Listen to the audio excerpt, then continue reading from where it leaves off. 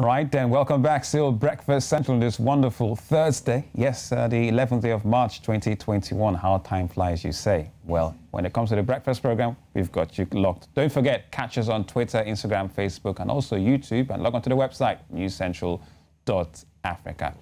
Right there. Now, Niger's outgoing President Mahamadou Issoufou has been named the 2020 winner of the world's largest leadership prize, the Ibrahim Prize for achievement in African leadership. Now, Issoufou served 2 5-year terms as President of Niger and is the 6th recipient of the Ibrahim Prize, which recognizes and celebrates excellence in African leadership. Now, the 68-year-old is stepping down next month after 10 years in office. His decision to quit after 2 terms has enabled Niger to have the first democratic transition between elected leaders since it became independent from France more than 60 years ago. The first Ibrahim Prize was awarded to Nweke who served as the 2nd president of Mozambique from 1986 to 2005 for his role in leading Mozambique from conflict to peace and democracy.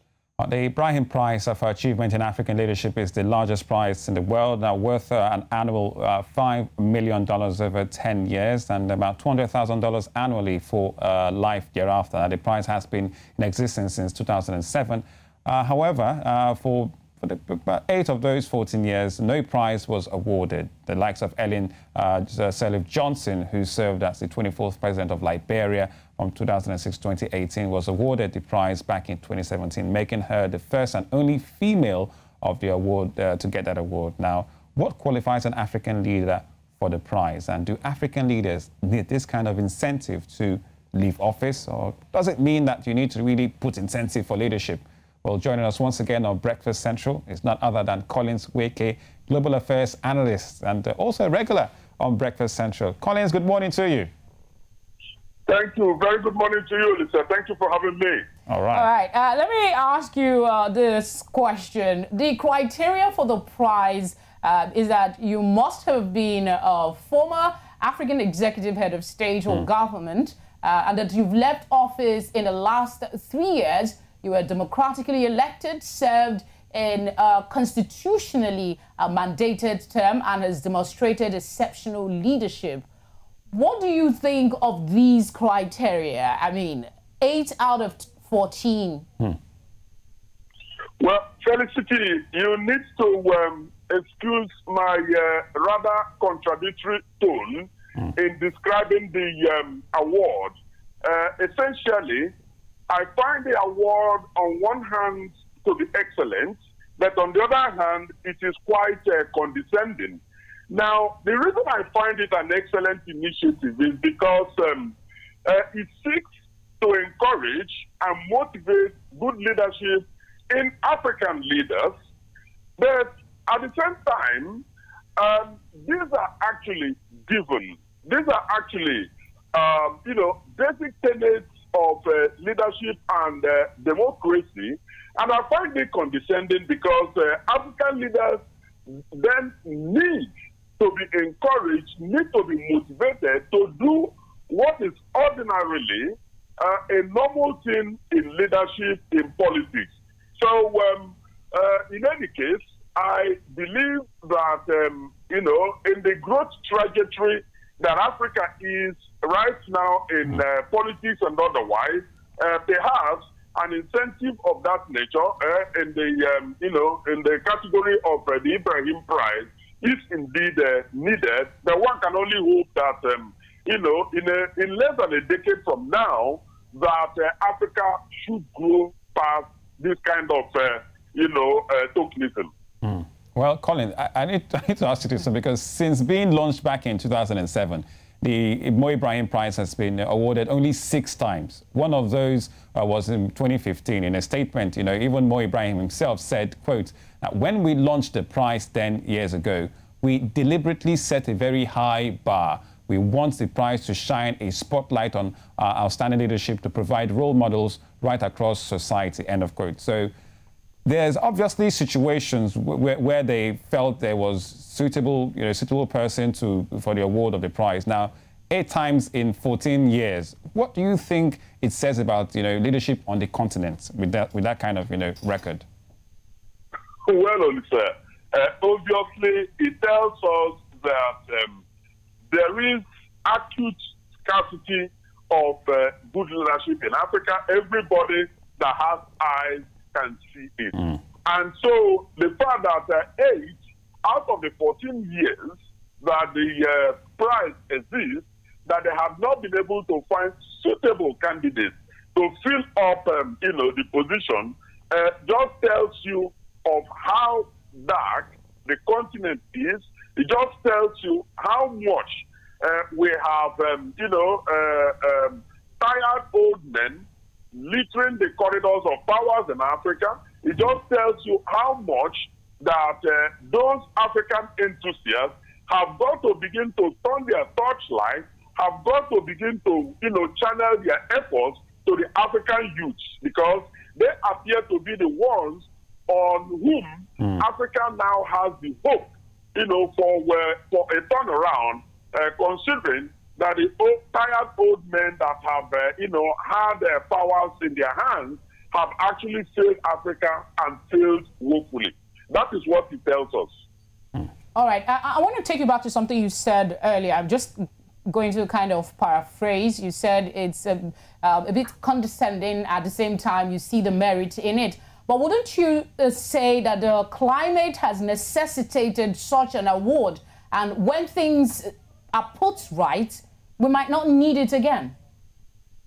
Absolutely. And that was why I described my, statement in that regard as contradictory. Contradictory because, yes, it is an imperative of the time. Imperative of the time because, it turns out that the tired old men who have, seized African leadership need such condescending, criteria to be able to get them to do what they ordinarily have to do without, any form of external encouragement. Yes, one can only hope indeed that, in less than a decade from now, we will see no need for an award of this nature, or at least the criteria adopted such that it begins to aim much, much higher than the condescending criteria that we do have now. And things are even made worse, that even as low as the bar is, 8 out of the 14 years, they have not even been able to find, candidates to fill up the position. Deplorable. Well, Collins, and you have to agree that this, despite the, can we call it the incentive? Yeah, the $5 million over 10 years. Now, we know that this tries to incentivize leaders leaving on time and also following through with their promises. But do you think this prize money does this well enough, or should it be beyond this? Well, the prize money, I mean, it's catchy enough for those that are not very greedy.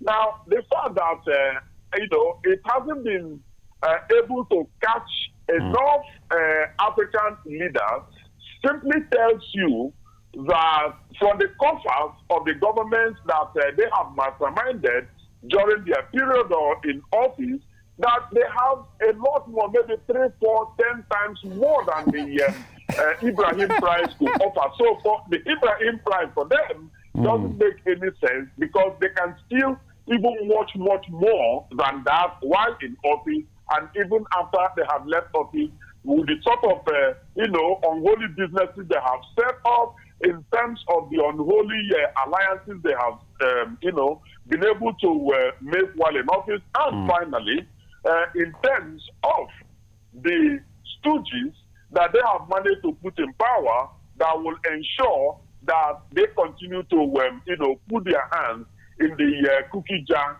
of the African budget. On the flip side, you wanted to go? It's Collins, so it's a case of why bother when I can get more. Right? Yeah, but on the flip side, though, Collins, on the flip side, though, we know that of the 14 years, at least they've won 8 times. So isn't that some sort of a positive thing, knowing that we can actually get leaders from Africa who know the right thing, do it, and then leave quietly? Sorry, I didn't get that, Felicity. Could you repeat that question? Okay, I'm saying 8 out of 14 times we've had people from Africa. Isn't that a plus that, I mean, gives you some sort of hope that there are indeed leaders in Africa who will do the right thing and leave office when their time is done? Yeah, absolutely. But it's just that the number is just infinitesimal. There are just not enough people, enough right-thinking African leaders who manage to come to power. Now, does that mean that there aren't enough good people, good leaders in Africa? No, certainly not. Africa is littered with millions of very good people who know what leadership is all about, but the point is that they do not manage to get, the leadership because the system is such that encourages rogues rather than good people, getting into the corridors of power. That is essentially the issue. But yes, it is encouraging, of course, that there are a few of them that have managed to do something and do them pretty well. All right. I want to take you to this question, Collins, because we know that across the continent we're seeing more leaders, trying to change their countries, constitutions, in order to stay in power.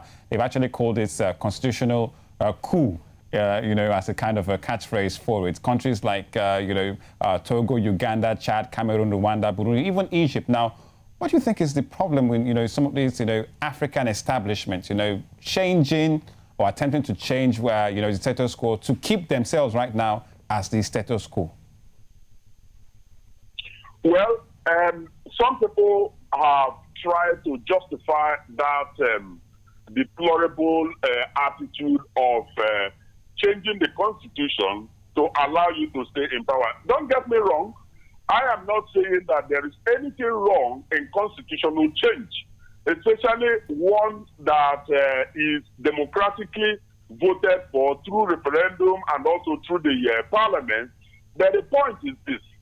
Any African leader who masterminds such constitutional change should not be a recipient of such a change.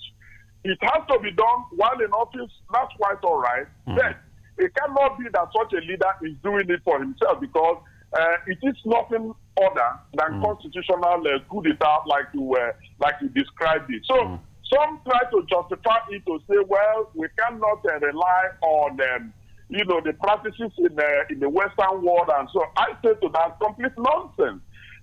People like Kagame, he has been doing very well in Rwanda, and a number of other examples. But for Christ's sake, start your ethics plan, begin to groom your successors, because it cannot be that Kagame is the only person, for example, who can take Rwanda to the promised land.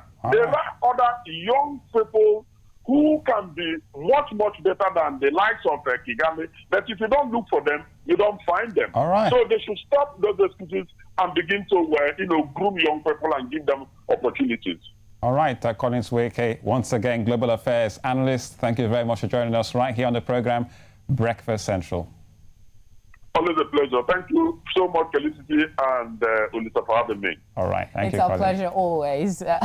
His position, I understood his position, but if you're just tuning in for the first time and you hear him say good, bad, and then good, bad, but he does, he puts it in context. Yeah. As much as, yes, we still have challenges, there is a whole lot of hope coming out of Africa. But you ask, when, just like we phrase it, constitutional coup attempts at changing the constitution to stay in power, does it mean that, because we know that there's the Ibrahim Prize, forget the prize, do this because this might be much more. I mean, in the absence, that was why I asked him that question. In the absence of people, willfully doing the right thing, maybe this motivation, especially for those that are not overly greedy, of course, we have too many greedy leaders, it will be some sort of motivation. Well, it's actually debatable this time in terms of the word greed. Okay, we'll do it after the show. We'll take a quick breather, we'll come back, and yes, we've got sports for you. Do stay with us.